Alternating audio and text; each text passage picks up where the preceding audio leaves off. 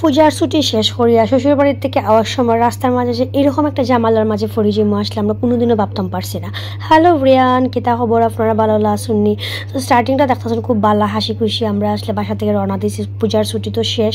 তো আমরা প্রতিবারের মতো যেভাবে আমরা একটা গস্তি নৌকা রিজার্ভ করিয়ে আসলে রওনা দিছি এই যে পরিবারের সাথে, দুই ছেলে তারপরে হাজব্যান্ডের সাথে। আমরা হয়তো মানে নৌকার মধ্যে আমরা সবসময় যেটা করি, খুব বেশি এনজয় করি নৌকার ভিতরে আর কি।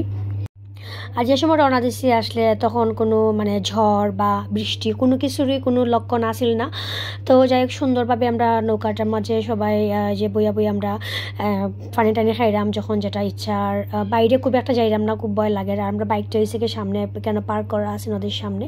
তো আমি মানে আমার হাজব্যান্ডের দুই ছেলের সমঝাইয়া একটু বাইরে আইলাম যে আমি একটু ভিডিও করি, ভালো লাগে আসলে জায়গাটা অনেক সুন্দর লাগে প্রতিবার যেটা আমি করি আর কি। তো তারারে একদম নিরাপদ জায়গায় বসাইয়া মানে তারারে লইয়া বাইরে আই না আর কি। তো বাইরে আইলেও আসলে একদম সেফটি থাকে। তো এখানে যাই কি কেন কিছু খাবার আনছিলাম বাসা থেকে রেডি করে, যেহেতু প্রাহিলে আসার সময় কিছু খাইছে না। তো নুডলস রান্না করে আনছিলাম প্রাহিলের লাগি, আর বড় ছেলের লাগে একটু সেমাই রান্না করে আনছি। প্রাহিল হয়েছে নুডলসটা একটু খায়, ম্যাগি নুডলস যেটা। তো তার বাবার কাছে দিলাম, তার বাবা খুব ইজিলি হয়েছে কি নুডলসটা মানে খাওয়াইতে পারে। প্রাহিলে অন্য কিছু আসলে প্রাহিলে খাওয়ানি খুবই কষ্টকর। তো নৌকার ভিতরে বইয়া আসলে দুই ভাই আর কি খাইতেছে। আর এদিকে পিদিমের লাগে যে একটা সেমাই রান্না করে আনছিলাম, লাচ্চা সেমাই। তো পিদিম এটা যতটুকু পারতাছে খাইতেছে, পরে বাকিটা আমি খাইমু।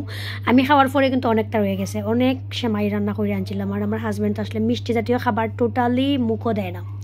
আর ছোটোটা তো মানে বাইরে যাওয়ার লাগে একদম পাগল হয়ে গেছে, একদম খাইতেছেন না আর কি। তো আমরা এখনও নদীর মাঝে আছি, বড় হাওয়ারও এখনও পড়ছি না। যাই হোক এখন পিদিমের বাবা করতেছে কোনোভাবে যেহেতু খাইতেছেন না, তাহলে একটু বাইরে গিয়ে দেখি ট্রাই করিয়া।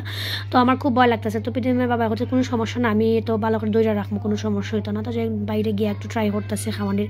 তারপরও আসলে মানে কোনো মতেই খাওয়াইতে পারতেছি না, যেটা প্রতিবারের সময় আর কি। মানে খাওয়াইতে গেলে খুব বেশি ঝামেলা করে প্রাহিলে। তো এখন আসল কথায় যে শ্বশুর বাড়ি থেকে আওয়ার সময় কিতা ঝামেলা হয়েছে রাস্তার মাঝে, হঠাৎ করিয়ে আমরা নৌকাটা মানে বন্ধ করে লিছে যে মাঝে আসলা। তো কিতু হয়েছে তো এখন কইতেছে যে তেলের যে ট্যাঙ্কি এটা নাকি ফুটো হয়ে গেছে। এখন মানে কোনোভাবে কাজ করতেছে না। ও মাই গড, এখন কিতা করা যায়? তো নৌকারে আমরা একদম দাঁড় করাইয়া উনি মানে ঠিকঠাক করার চেষ্টা করতেছে। তো তারা দুই ভাইয়া তো এখানে বইয়া টাইম পাস হন না, বইয়া এখানে খেলাধুলা করতেছেন। আর মানে হঠাৎ করে এরকম যাইব তাইনও বুঝতে পারছি না। তো আমরা কেউই জানতেছি না যে হঠাৎ করে এরকম প্রবলেম হইব। তো যাই হোক আমরা সবচেয়ে ভালো যে বড় হাওয়ারটা আমরা ফাড়ি দিলাম, হাওয়ার ফাড়ি দিয়ে নদীর সাইডে আইছে, তখন আসলে নৌকাটা মানে নষ্ট হয়েছে এরকম।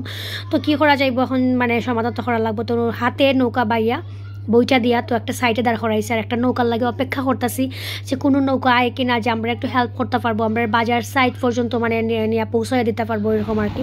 তো সে অবশেষে একটা নৌকা আমরা পাইছি, ও বাড়িটা ডাক দিছে, ডাক দেওয়ার পরে বাড়িটা তার নৌকার সাথে আমরা নৌকারে দড়ি দিয়া বাইর দেয়া, তারপরে আমরা একটা বাজারের সাইডে দাঁড় করাইছে। তো ওইখানে আমরা ওই যে বাজারের সাইডে দাঁড় করে এখন মেকানিক দিয়া বা যে জিনিসটা নষ্ট হয়েছে এটা কিনে আনবো, এই নতুন করে লাগাইবো।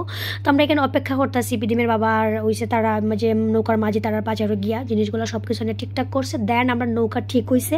তো ফাইনালি এখন আমরা নৌকা ছাড়ছে আর কি। তো থ্যাংকস গড যে এখন আমরা ঠিকঠাক মতো আবার বাড়িতে পৌঁছবো, ও আর কি ঝামেলা হয়েছে। তো সবাই ভালো থাকবো, সুস্থ থাকবো, অবশ্যই আমরা লাগে আশীর্বাদ করবা। টাটা, সবাই দেখাইবো নেক্সট ব্লগ।